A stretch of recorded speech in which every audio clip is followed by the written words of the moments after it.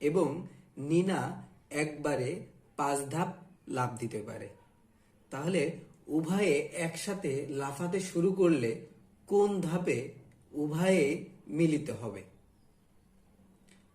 তাহলে আমরা এখন যদি এরা হয়তোবা সিঁড়ি হোক বা কোনো জায়গায় এবং সমতল ভূমি হোক, সেখানে এরা লাফ দিচ্ছে। এখন স্বামীর একবারে 4 বার লাফ দিতে পারে এবং নিনা দিতে পারে 5 বার। এখন তোমার চেয়েছে কি এরা উভয়ে কোন জায়গায় বা কোথায় যে মিলিত হবে। তাহলে আমরা এটা বলতে পারি কি 4 এবং 5-এর, আমাদের যেহেতু বলছে দুইটা জিনিস একসাথে যে মিলিত হবে, আমার যখনই বলবে মিলিত হবে তখন আমাদের কি করতে হবে? লসাগু করতে হবে সব সময়। 2টা 3টা 4টা 5টা যাই হোক না কেন, আমাদের যখনই বলবে মিলাতে হবে তখন কি করতে হবে? আমাদের লসাগু করতে হবে। তাহলে আমরা এখন শুরু করি অঙ্কটা। আমরা এখানে লিখতে পারি 4 ও 5-এর লসাগুই হবে উভয়ের মিলিত স্থান। 7 নম্বর অঙ্কটা এখন আমরা লিখতে পারি 4 ও 5 এর লসাগুই হবে উভয়ের মিলিত স্থান। উভয়ের মিলিত স্থান। তাহলে আমরা এখন 4 এবং 5-এর লসাগুটা করে ফেলি। 4 এবং 5-এর লসাগু, দেখো এখানেও কিন্তু ঠিক লসাগু। আচ্ছা, এখানে দেখো 4 এবং 5 এর ভিতরে দেখো এই 4 এবং 5-এর কোনো গসাগু নেই, মৌলিক অথবা যৌগিক কোনো গসাগু নেই। গসাগু কত? 1। তাই আমরা 1 দিয়ে কিন্তু এদের ভাগ দিলে যা থাকে তাই হয়ে যায়। তো সেহেতু এইভাবে ভাগ দেওয়ার কোনো মানে নাই। তাহলে আমরা কি করব? 4 এবং 5-এর গুণ করে দিলেই আমরা পেয়ে যাব কি? এর লসাগুটা পেয়ে যাব।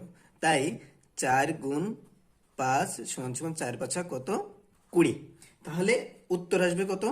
20। তারা 20 ধাপে যে একই সাথে মিলিত হবে। তাহলে আমরা এখানে উত্তর লিখতে পারি, উত্তর 20 ধাপে যে 20 ধাপে উভয়েই মিলিত হবে।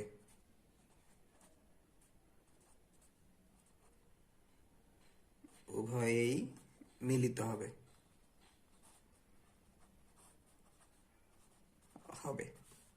শেষ। এখন আমরা 8 নম্বর অঙ্কটা দেখি। বলছে আমি আর সপ্তাহে প্রতি দ্বিতীয় দিনে একটি সঙ্গীতের ক্লাস এবং তৃতীয় দিনে পেইন্টিং এর ক্লাস হয়।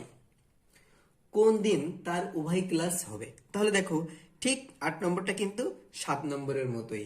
তাহলে 7 নম্বরে কি আমরা যেমন 4 এবং 5-এর লসাগুই হবে উক্ত দুইজনের মিলিত স্থান। তো দেখো 8 নম্বরে এসেও বলছে কি তার দ্বিতীয় দিনে একটি ক্লাস হয় এবং তৃতীয় দিনে একটি ক্লাস হয়। এখন তার চাচ্ছে কোন দিনে তার উভয় ক্লাস হবে। তাহলে যেহেতু দেখো আবারও দুইটাকে কি বলছে? একই সাথে মিলিতর কথা বলছে। তাহলে আমার এখানে করতে হবে কি 2 এবং 3-এর যদি আমরা লসাগু বের করতে পারি তাহলে সেটার উত্তর আসবে যেটা, সেটাই হবে উভয় ক্লাস হবে ওই দিনে। তাহলে আমরা চলো অঙ্কটা শুরু করে ফেলি। বলছে কি এখানে লিখতে পারি আমরা 2 এবং 3-এর লসাগু হবে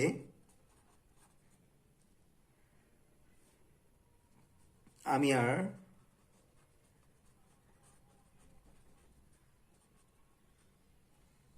উভয় ক্লাস একসাথে।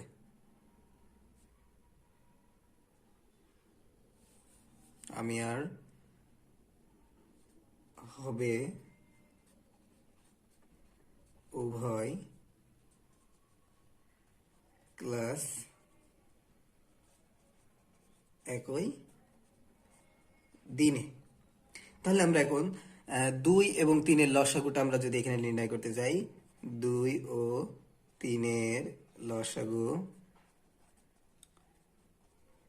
আচ্ছা দেখো 2 এবং 3-এর এদেরও কিন্তু গুণনীয়ক কত? 1। যেহেতু 2 এবং 3-এর গুণনীয়ক 1 হওয়ার কারণে আমরা এর ভিতরে অন্য কোনো সংখ্যা দিয়ে কি করতে পারছি না, ভাগ করতে পারছি না। তাই আমাদের কাজ হবে কি এখন 2 এবং 3 গুণ করে দেয়া। 2 গুণ 3, তাহলে 3 দুগুণে 6। তাহলে ষষ্ঠ দিনে আমরা পেলাম কি, ষষ্ঠ দিনে উভয় ক্লাস একসাথে হবে। তাহলে তোমরা কি বুঝতে পেরেছো? ষষ্ঠ দিনে হবে কি, উভয় ক্লাস একসাথে হবে। কার? আমি আর।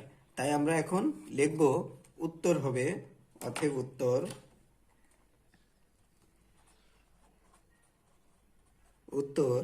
উভয় ক্লাস ষষ্ঠ দিনে হবে।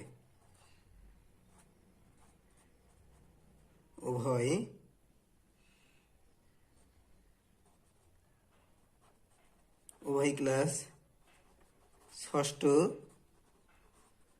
দিনে হবে। এই যে শেষ উত্তর। তাহলে আমরা 8 নম্বর অঙ্ক পর্যন্ত সমাধান করে ফেললাম। আর তোমাদের 9 নম্বর অঙ্কটা আমি হোমওয়ার্ক দিয়ে দিচ্ছি তোমাদের, যে বাড়ির কাজ 9 নম্বর তোমরা করে আমাকে দেখাবা। তোমার কমেন্ট বক্সে তুমি জানাই দিতে পারো। ইউটিউব বা ফেসবুকে তোমরা 2 জায়গায় আমার ভিডিওগুলো পেয়ে থাকবা। তোমরা 9 নম্বর অঙ্কটা তোমাদের বাসার কাজ দিলাম। দেখো আমি একটু বলে দিই, তোমার 9 নম্বরটা বাসার কাজ দেওয়ার কারণ হলো, এই যে দেখো বলছে কি, তোমরা বইয়ের দিকে তাকালে খেয়াল করবা, আজ ফুটবল দল এবং বাস্কেটবল দলের উভয়ের খেলা ছিল।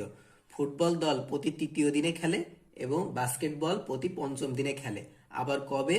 উভয় দিন একসাথে হবে। তাহলে দেখো অঙ্কটা তোমরা অবশ্যই বুঝতে পেরেছো। তাই আর দেরি না করে অঙ্কটা করে তোমরা খুব দ্রুত কুইকলি কমেন্ট বক্সে জানিয়ে দাও।